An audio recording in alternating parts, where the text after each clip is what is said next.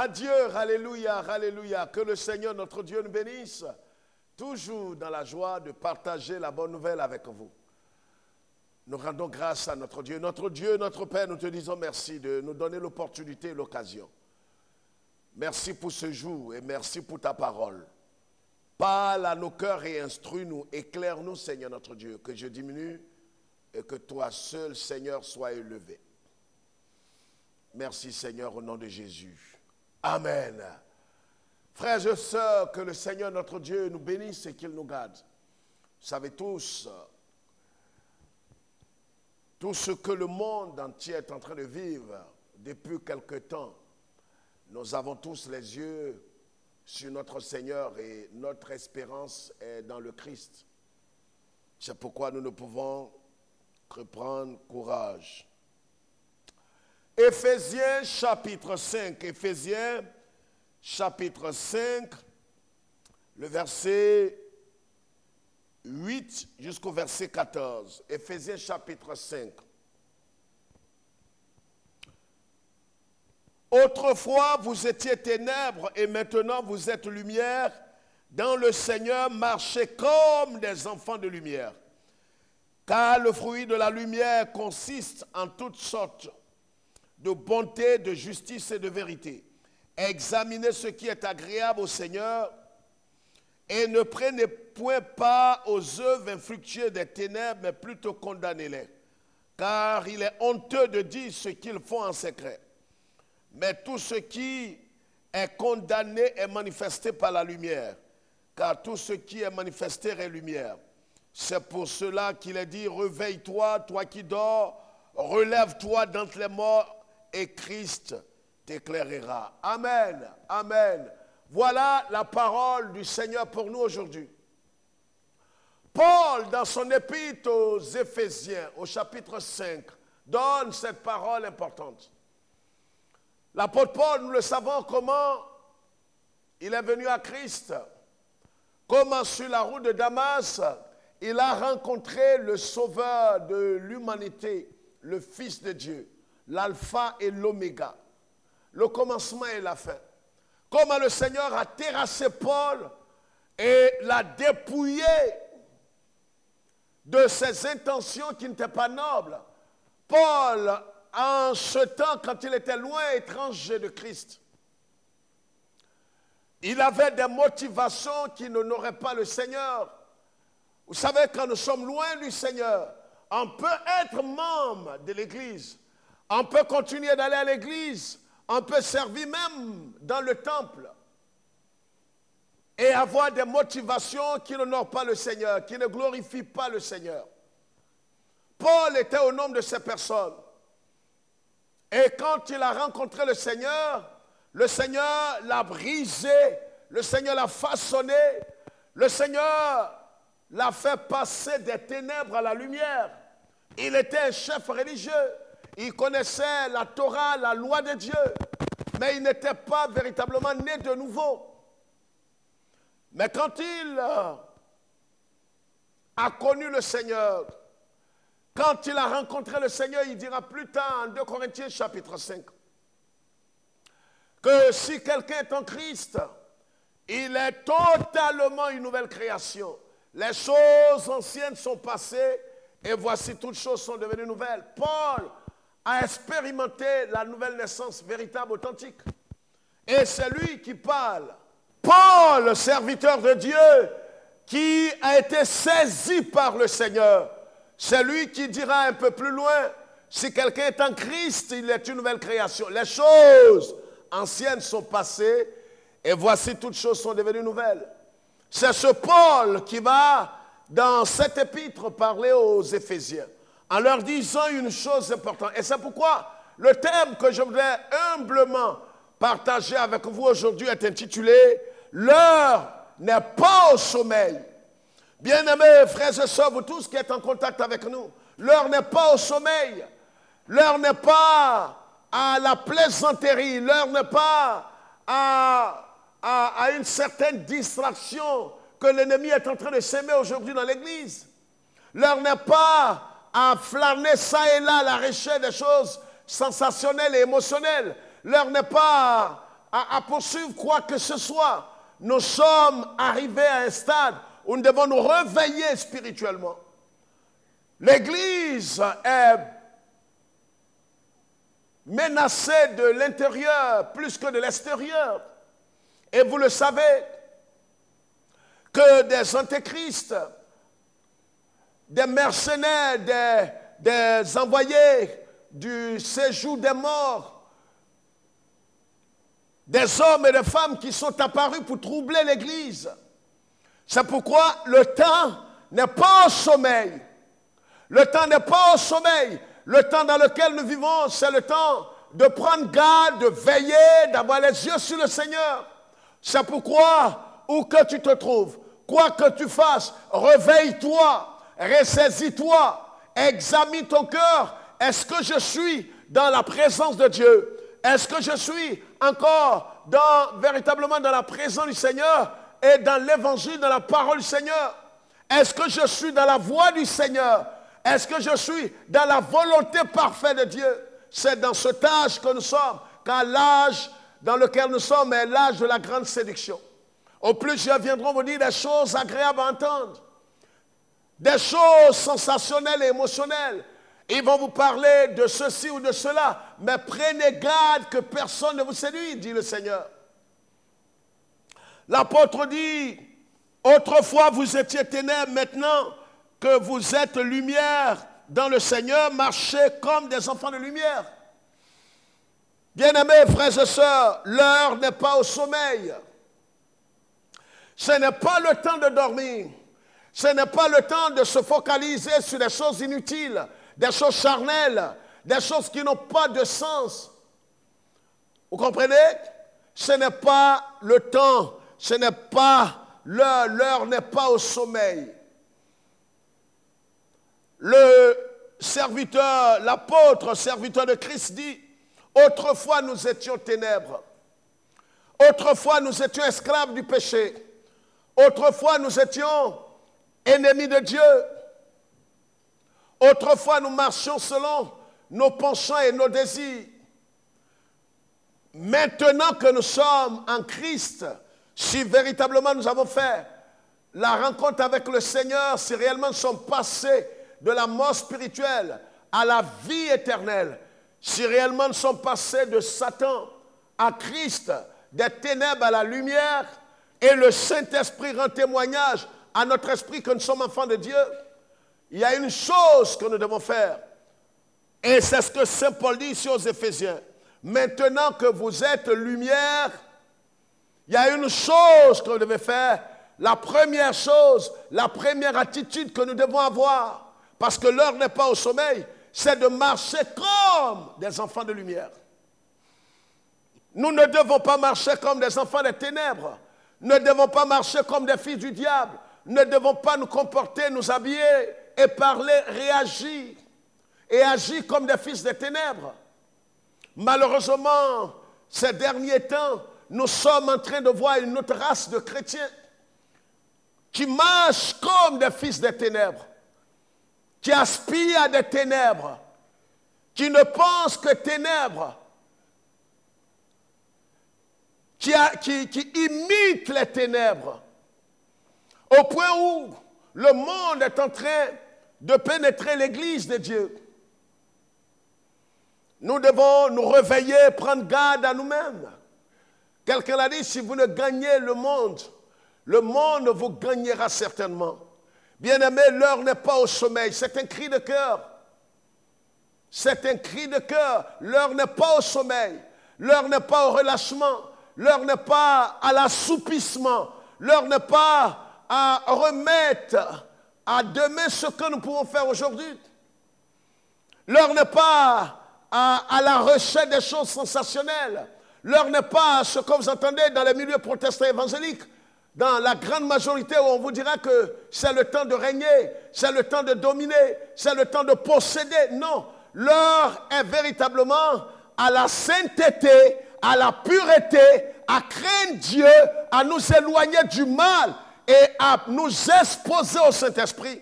Pour que le Saint-Esprit imprime le caractère de Christ en nous, car en vérité, la finalité de l'Évangile, c'est que nous soyons semblables à Christ, le Fils de Dieu.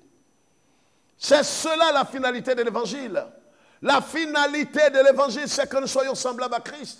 Ce n'est pas que nous régnions, que nous possédions ceci ou cela, rien contre cela, mais ce n'est pas la raison d'être. Et ce n'est pas le but, et ce n'est pas pour cela que le Christ est mort. Voilà ce que nous dit Saint Paul aux Éphésiens. La première chose, c'est que si véritablement nous sommes passés des ténèbres à la lumière, que nous sommes devenus une lumière en Christ, alors nous devons marcher comme des enfants de lumière. Qu'est-ce que ça veut dire marcher comme les enfants de lumière?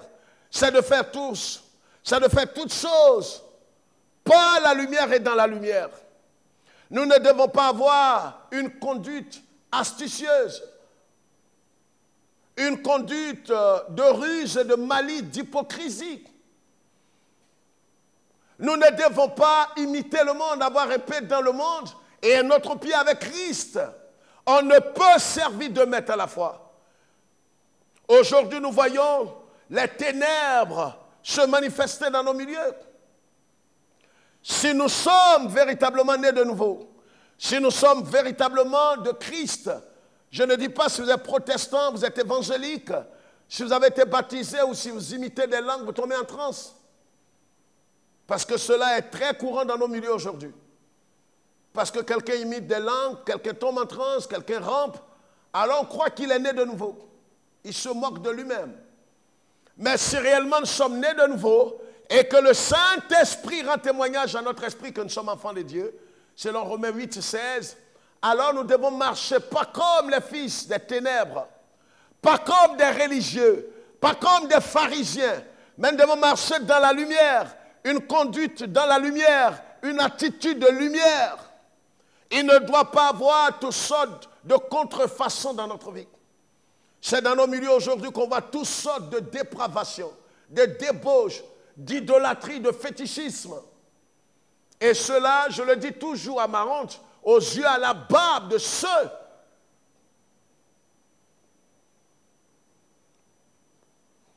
qui sont ou qui se sont établis ou autoproclamés eux-mêmes guides en Afrique, guides spirituels, présidents d'organisations et ceci ou cela. Ils n'ont aucun mot, parce que moralement, certains sont logés à la même enseigne. L'heure n'est pas au sommeil, frères et sœurs. Le diable est en train de rôder, le diable est en train de s'aimer sa sémence mortelle dans le cœur de plusieurs. C'est le temps de nous réveiller, frères et sœurs. C'est le temps d'ouvrir les yeux et de voir quelle sémence plusieurs sont en train de s'aimer dans le cœur des hommes et des femmes. Le diable est devenu tellement rusé.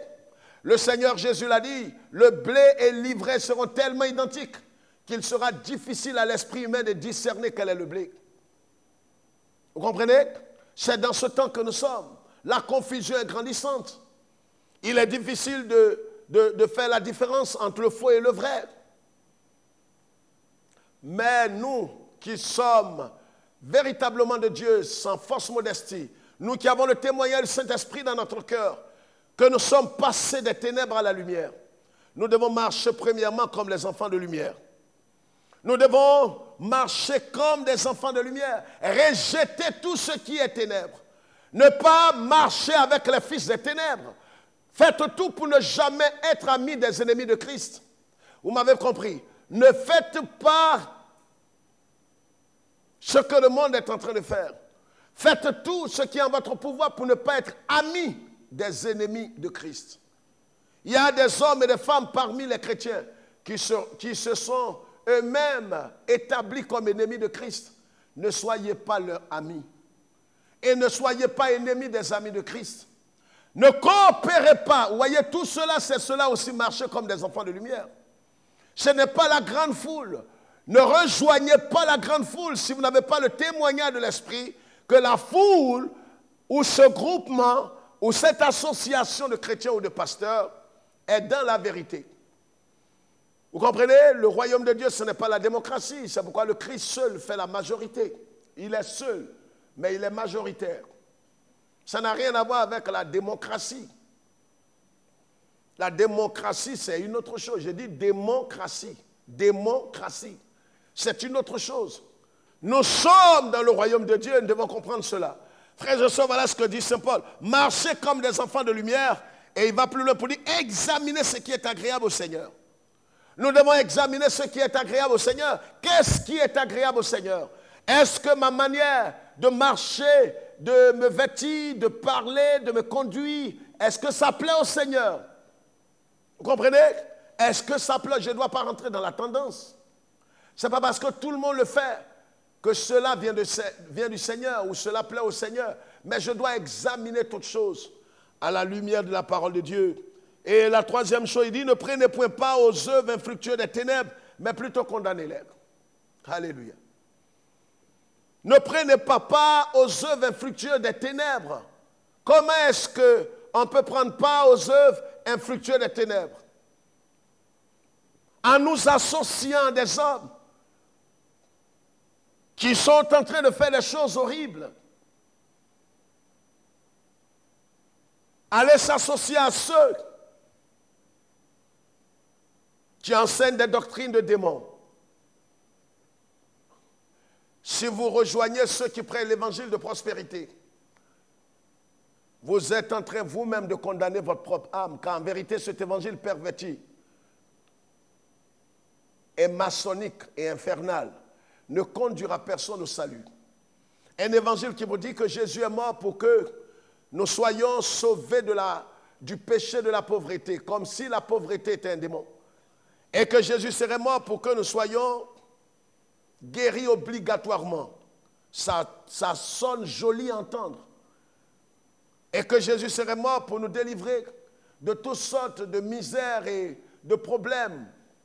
On oublie que Jésus est mort selon Jean 1, verset 29 et suivant, qu'il est mort pour le péché. Et qu'en vérité, le vrai problème que nous avons avec Dieu n'est pas la pauvreté ni la maladie, même si c'est des soucis, mais le vrai problème, ce qui nous sépare de Dieu, il faut comprendre cela. Et ne laissez aucun docteur, aucun homme vous distraire là-dessus. Le véritable problème que nous avons avec Dieu n'est pas au niveau physique, matériel, mais c'est un problème spirituel, le problème du péché. Car tous ont péché et sont privés de la gloire de Dieu. Vous comprenez? C'est pourquoi, frères et sœurs, ne vous laissez pas distraire. Saint Paul dit ici, ne prenez pas part aux œuvres infructueuses des ténèbres. Il y a tellement de choses qui se font aujourd'hui. Il y a des hommes qui sont dans des orgies, qui se réclament des évangéliques. On a vu un groupe de soi-disant serviteurs de Dieu qui sont dans des orgies, qui font des pratiques, comprenez ce que je veux dire, sodomiques, et qui, c'est de là que ils tirent leur richesse et leur influence, et est sorti du milieu d'eux pour se repentir. La Bible dit, ne prenez pas part aux œuvres infructueuses des ténèbres. Certains vont vous dire, allons nous mettre dans telle chose pour de l'argent. Certains sont impliqués aujourd'hui dans le monde, des religieux, des chefs religieux impliqués dans la drogue, impliqués dans le mariage contre nature, impliqués dans des orgies. La Bible dit, ne prenez pas part à ces œuvres infructueuses des ténèbres. Éloignons-nous de toutes ces choses, frères. Voilà ce que dit Saint Paul. Et il dit, il est honteux de dire ce qu'il faut en secret. Mais tout ce qui est condamné est manifesté par la lumière et tout ce qui est manifesté est lumière. Et il termine en disant, au verset 14, c'est pour cela qu'il est dit, réveille-toi, toi qui dors, réveille-toi d'entre les morts et Christ t'éclairera. Bien-aimés, comme nous le disions à l'entame de ce message, que l'heure n'est pas au sommeil. Ce n'est pas le temps de dormir. Ce n'est pas le temps de s'assoupir. Ce n'est pas le temps de tourner les pouces. C'est le temps de se réveiller. C'est le temps de prendre sa vie chrétienne au sérieux. C'est le temps d'examiner tout ce que vous entendez à la lumière de la parole de Dieu. Arrêtez ces discours charnels dans le sens de non, c'est un grand serviteur de Dieu. Il n'y a pas de grand serviteur de Dieu. Il n'y a que le grand Dieu et des serviteurs inutiles. Mais c'est un abus de langage, on est habitué. Alors, voyez, faisons comme les Béréens dans ces derniers temps. Faisons comme les Béréens, les gens de Bérée, qui examinaient toutes choses à la lumière de la parole du Seigneur. Ne laissez personne vous distraire. Cela va vous plonger dans le coma spirituel, dans le sommeil spirituel. Aujourd'hui, certains ont suivi certains prédicateurs ou messagers ou pasteurs et ils sont embrouillés, perturbés. Certains ont été dépouillés de leurs biens, escroqués, abusés sexuellement. Ressaisissez-vous, ressaisissons-nous, ouvrons les yeux, ne laissez aucun manipulateur, ne laissez aucun faux prophète, aucun fossoyeur de l'évangile vous perturber l'esprit. C'est pourquoi l'apôtre Jean dit en 1 Jean chapitre 4, n'ajoutez pas foi à tout esprit, mais examinez-les pour savoir si véritablement l'esprit qui parle vient de Dieu. C'est un cri de cœur aujourd'hui, ce message. Ressaisissons-nous, car l'heure n'est pas au sommeil. L'Église est encore menacée. Depuis des décennies, elle est menacée et de plus en plus menacée. L'ennemi est en train de distraire plusieurs. Et le Seigneur va plus loin pour dire si les jours n'étaient pas abrégés, même les élus seraient séduits. Plusieurs sont en train de quitter la foi. Pourquoi? Parce que des fossoyeurs, des agents de Satan sont venus avec des nouvelles doctrines et sont en train de perturber, de s'aimer la zizanie, de créer un autre son que l'évangile véritable. Vous voyez, et ils sont en grand nombre. Et beaucoup ont mordu à la maison du faux évangile. L'évangile du règne, maintenant. L'évangile de prospérité. L'évangile de la domination. Dans beaucoup de milieux protestants évangéliques. C'est pourquoi ressaisissons-nous, réveillons-nous. L'ennemi est en train de gagner du terrain. Ne le laissons pas faire, car nos vies sont en danger. Bien-aimés frères et sœurs, voici la parole de Dieu pour nous. L'heure n'est pas au sommeil. Que Dieu nous bénisse et que le Seigneur nous garde. Ouvrons les yeux, frères et sœurs. Ne laissez pas votre vie dans la main d'un pasteur, d'un prêtre, d'un dévancier, d'un archevêque ou d'un pape évangélique. Non, ce temps est révolu. Quittez l'idolâtrie et ne vous laissez pas berner. Le temps où quelqu'un viendra parce qu'il a dit ton nom, parce qu'il a révélé peut-être ton âge, le numéro de ton portable, parce qu'il a dit des choses sur ton passé, ne te laisse pas embrouiller. Beaucoup sont rentrés dans la magie noire, beaucoup prennent des renseignements sur vous et viennent prophétiser. La prophétie existe, les dons de parole de connaissance existent, mais beaucoup de fossoyeurs, depuis l'Afrique centrale, l'Afrique de l'Ouest, l'Afrique du Sud, en Europe, ils sont partout. Ils ont été dépêchés par l'enfer pour troubler l'évangile de Christ. Prenons garde, car l'heure n'est pas au sommeil. L'Église va mal. Shalom.